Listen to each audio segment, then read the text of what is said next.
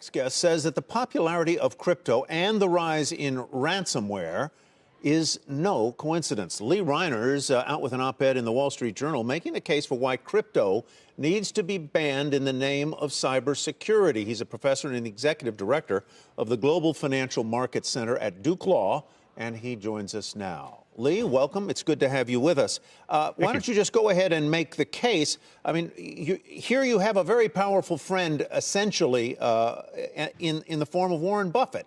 And his sidekick at Berkshire Hathaway. You say, I don't want any part of something that is basically a means of exchange for criminals, fraudsters, drug dealers, and others.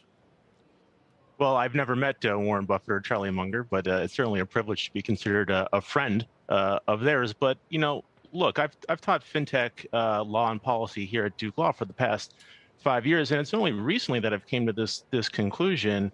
I mean, here where I live in North Carolina, you couldn't get gas for close to a week, and it was like that all over the southeastern U.S. You look what's going on in Ireland right now. For the past 2 weeks, their national health system has essentially been shut down because of a ransomware attack.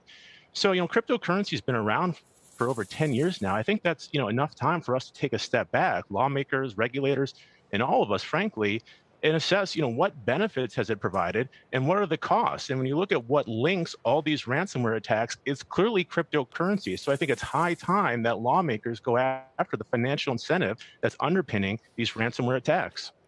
What do we know about the percentage of ransomware attacks that are paid for by the use of cryptocurrency? And a lot of those ransomware attacks are not even reported. We don't even know. Is it 100%? That's right. I mean, well, Tyler, I mean, frankly, we don't know. There's obviously a lot of companies who have good reasons for paying the ransom and not reporting it to authorities, not alerting their investors or their customers, right? And you can't blame them for that. So the Wall Street Journal reported that last year, there were over 2,500 cases of ransomware reported to the FBI. That's up over 60% from 2019. They report that the hackers paid, victims paid $350 million to hackers. The true number is probably in the billions, but again, we're never going to really know because there's an incentive not to report.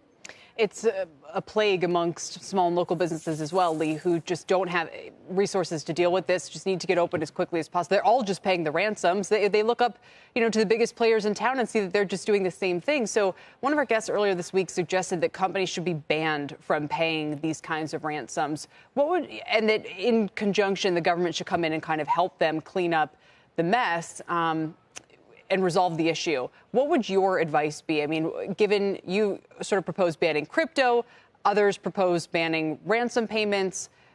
So talk through the relative merit of either one of those, or are both of them overbroad? Sure, Kelly. Well, I think it's got to be in all of the above approach, honestly. You know, look, there are those who say that, well, we should just, you know, have the private sector improve their cybersecurity standards, right? And then these ransomware attacks wouldn't happen.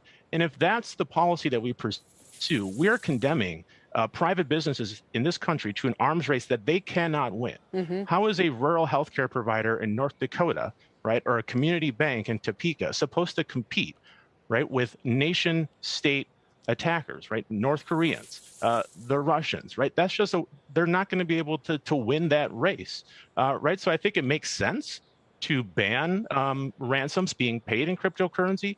But of course, that'll only be effective if the victims comply. As long as you have 5-10% of firms who are willing to pay the ransom on the down low and not report it, then that won't be effective. So the oldest tool in the law enforcement toolkit is follow the money, right? How did we get Al Capone, right? Tax evasion. Let's go after the financial incentive that these attackers have, and it's cryptocurrency. Without cryptocurrency, ransomware would not be the plague that it is.